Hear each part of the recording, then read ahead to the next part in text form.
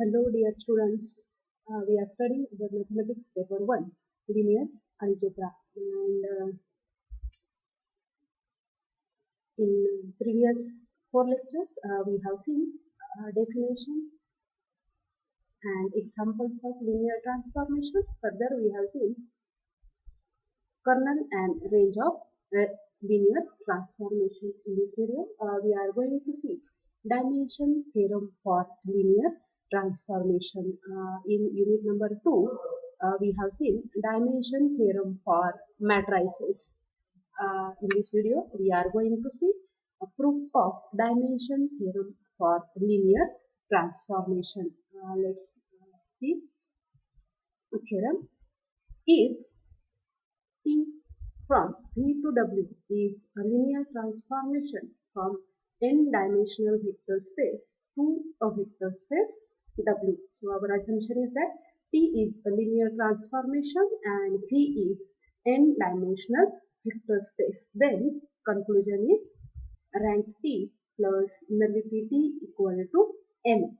So n is dimension of vector space V. Now what is rank T? Rank T is dimension of range T and nullity T is dimension of kernel T. Means our conclusion is that dimension of range T plus dimension of kernel T equal to dimension of domain. So this is called as a dimension theorem for linear transformation. So let's prove this.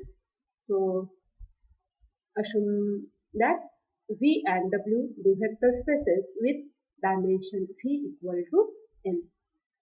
Also suppose that T from V to W is a linear transformation. We have to show that rank T plus nullity T equal to n means dimension of range T plus dimension of kernel T equal to dimension of domain. Now we have already seen that kernel T is subspace of V and T is a finite dimensional vector space. So obviously kernel T has a basis.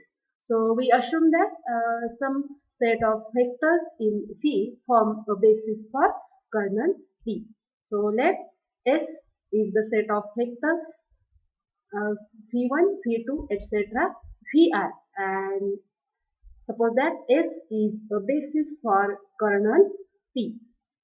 So this set is a basis for kernel T means S is linearly independent and S spans kernel T. And since this set S is a basis for kernel T, what will be the dimension of kernel T? So count the total number of vectors in this basis. So how many these vectors are? This is 1, 2 up to R. So total R number of vectors are in a basis for kernel T and therefore we can say that dimension of kernel T equal to R and dimension of kernel T means nullity T equal to R. So this is our assumption, nullity T equal to R.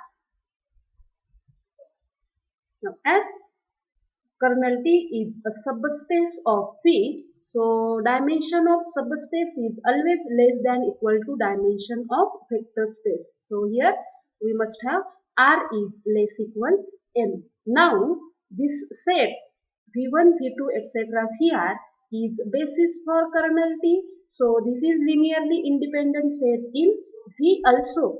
So we have already seen that every linearly independent set in a vector space can be extended to a basis for V and therefore we can extend the set S to a basis for vector space V and therefore there exist vectors say Vr plus 1, Vr plus 1, Vr plus 2, etc.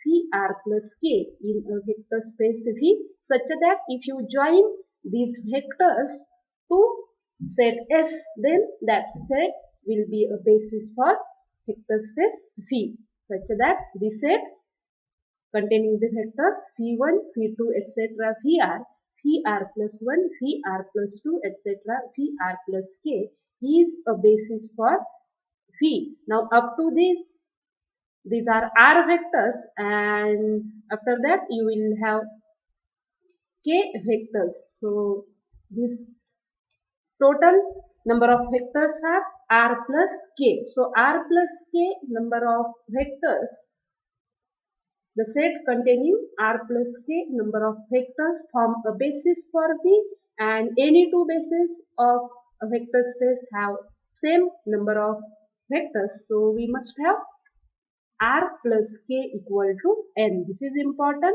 So K plus R or R plus K equal to dimension of domain. So dimension of V is N, means N number of set, N number of vectors form a basis for vector space V. And here we have assumed that the set containing R plus K vectors is a basis for V, and therefore we must have K plus R equal to N. So you can denote this equation by equation number 1.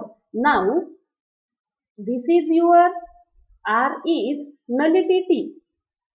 Now, it remains to show that, I just write N of T means nullity of T. It remains to show that this K is dimension of range T. Are you getting this? So if you show that dimension of range T equal to K, then you will have rank T plus nullity T is dimension of domain. So let me get this.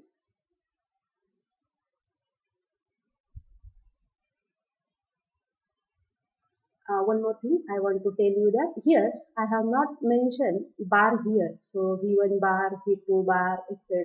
VR bar, VR plus 1 bar, VR plus 2 bar, VR plus K bar, etc. So for writing purpose, I am not writing this V1 bar. But once you are saying that these are the vectors, so it is not necessary to write the bar. So remember this notation. So now we have to show that this K is dimension of range T. Now K number of, we have to consider K number of vectors in range T. Now these are K number of vectors, but we want these vectors in range T. So if you take image of these K vectors under T, then you will get that vectors are in range T. So consider K element set in W as, so consider B dash as images of these K vectors. So T of T operating on VR plus 1, T operating on VR plus 2, T operating on VR plus K. So obviously this set is contained in a range of T. So we have already seen the definition of range T. So this set is contained in range T. Now we show that this set is a basis for range T. So to show that this set is a basis, we show that B dash is linearly independent and B dash spans R of T. R of T means range T. So we have to show that B dash is linearly independent and B dash spans range T. If we did this, then we say that dimension of range T is, because this set will be a basis for range T, and then this set containing how many vectors? Total K vectors. So first prove that B dash is linearly independent. To show that B dash is linearly independent, we have to consider the linear combination of vectors in B dash, and we have to equate this linear combination is equal to 0. So take scalars, say alpha K. So alpha 1 T of V R plus 1, alpha 2 T of V R plus 2, etc. Alpha K T R T of V R plus K. So this is the linear combination of vectors in B dash, and we have equated that to 0 or 0 bar. So now we can simplify this LHS. So since T is a linear transformation, so you can take this alpha 1 scalar inside. So you can write this as T of alpha 1 VR plus 1, likewise plus T of alpha 2 VR plus 2, etc. plus T of alpha k VR plus k, and that is equal to 0. I have mentioned here. The reason is that T is a linear transformation. Again, since T is a linear transformation, if this is U and this is V, then T of U plus T of V is T of U plus V. So we can collect this together. So we must have T of alpha 1 VR plus 1, alpha 2 VR plus 2, etc. alpha k VR plus k equal to 0. Again, the reason is that T is a linear transformation. Now, T of some vector is equal to 0. So, T of some vector is equal to 0. So, by definition of kernel T, we can say that this vector is the member of kernel T, and therefore we say that this vector V is alpha 1 VR plus 1, alpha 2 VR plus 2, etc. alpha k VR plus k is the member of kernel T. Are you getting this? T of V is equal to 0 means that V is the member of kernel T. Now, we can denote this vector as V. So, V equal to alpha 1 VR plus 1, alpha 2 VR plus 2, etc. alpha k VR plus k is the member of kernel T. But we have assumed that the set S having the vectors V1, V2, etc. Vr is the basis for kernel T. So, this set spans kernel T, and once you are saying that V is the member of kernel T, so this vector V can be written as linear combination of vectors in S. So this is your set S.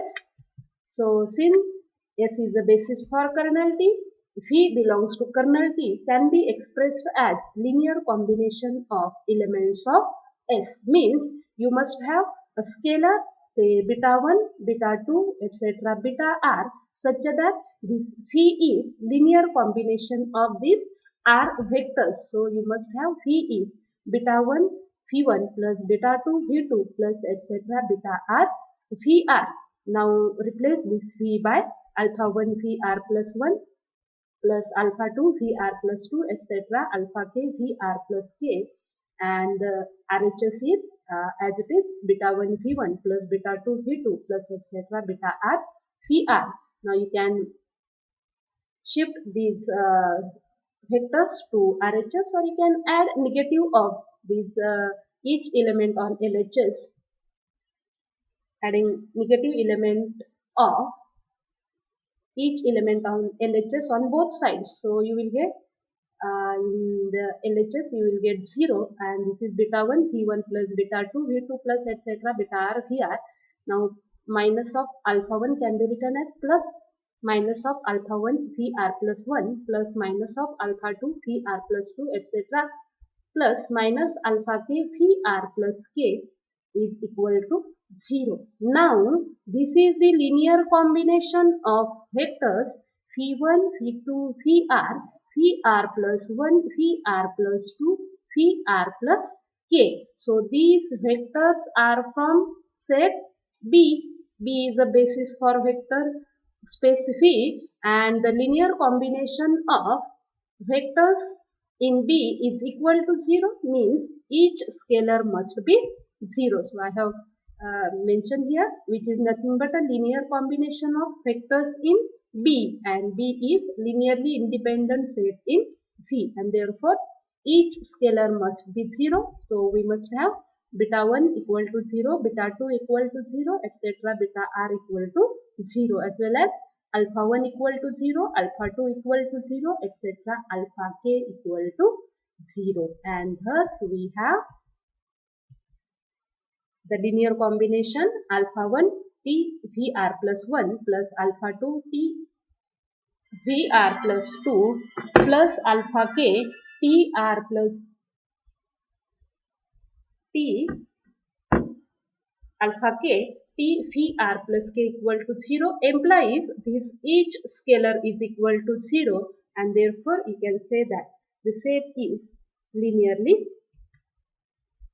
independent in range T. So B dash is linearly independent. So first part is over. We have proved that B dash is linearly independent set. Now we prove that B dash is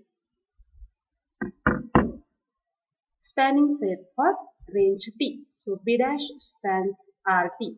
So to show that any set spans a vector space, we have to choose arbitrary vector in this range T, and we have to show that this arbitrary vector can be written as linear combination of vectors in B dash. Then we conclude that B dash spans range T. So for that, choose arbitrary element W belongs to range T. Therefore, by definition of range T, we must have a vector, say U, in vector space V such that W is image of U under T. So W is T of U. Now, as U is the member of V and B is a basis for V, U can be expressed as linear combination of basis vectors, and therefore we have scalars, say C1, C2, etc. Cr plus 1, etc. Cr plus k, such that U can be written as C1 V1 plus C2 V2 plus etc. Cr Vr plus Cr plus 1 Vr plus 1 etc. Cr plus k Vr plus k. So this RHS is linear combination of vectors in basis of vector space V. Now apply T on both sides. So this is T of U, but T of U is your W. So W is T of U. Apply T on RHS. So T of whatever this RHS as it is. Now T is a linear transformation. So you can take scalar outside and you will get first distribute over addition. So T of C1 V1 plus T of C2 V2 plus etc. T of CR VR plus T of Cr plus 1 Vr plus 1 etc. T of Cr plus k Vr plus k. Again, since T is a linear transformation, you can take scalar outside. So W is C1 T of V1 plus C2 T of V2 plus etc. Cr plus k T of Vr plus k. Now, these V1, V2, etc. Vr, the members of kernel T. So, by definition of kernel T, you must have T of V1 equal to 0, T of V2 equal to 0, T of Vr equal to 0. And therefore, up to this, we must have 0. So, W is 0 plus etc. Cr plus 1 Tr T operating on Vr plus 1 plus etc. Cr plus k T operating on Vr plus k, that is W equal to linear combination of vectors in B dash, and therefore we conclude that W is a linear combination of vectors in B dash. Now W is arbitrary vector in range T, and we proved that it is a linear combination of vectors in B dash. So we conclude that every vector in range T can be expressed as linear combination of vectors in B dash, and therefore by definition of spanning set, we conclude that B dash spans range T, and thus B dash is linearly independent set in range T, and B dash spans range of T. We say that the set B dash is a basis for range T. Now this B dash is a basis for range T. Now count the total number of vectors in B dash. So How many vectors are there in the basis for range T? So this is first vector, this is second vector, etc. This is kth vector. So total k number of vectors form a basis for range T, and therefore you can say that dimension of range T is equal to k. But what is dimension range T? It is rank T. So rank T is equal to k. Thus we have already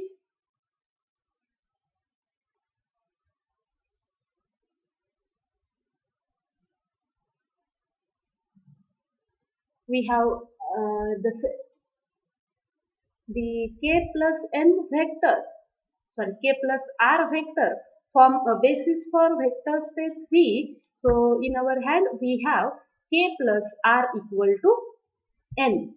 So by equation 1, k plus r equal to n. So what is r here?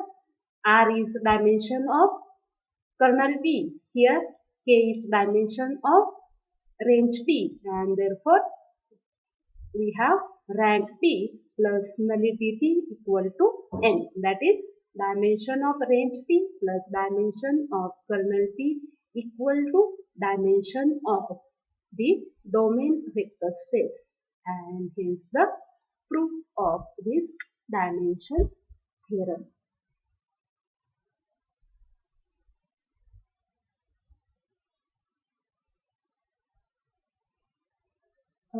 This proof is very easy, but you just divide this proof into two parts. So in the first part, show that the k number of set is linearly independent set in range T, and the same set spans range T. And if you are able to do this, then by simple mathematical step, you must have rank T plus nullity T is dimension of the domain vector space. So this theorem is very helpful for finding rank T and nullity T of a linear transformation. Means once you know the dimension rank T, then you can easily find out nullity T. Just shift that rank T to RHS, you will get nullity T is n minus rank T. Or otherwise, if you know the nullity T, just just shift nullity T to RHS. So you will get rank T is n minus nullity T. So in the previous video, we have seen examples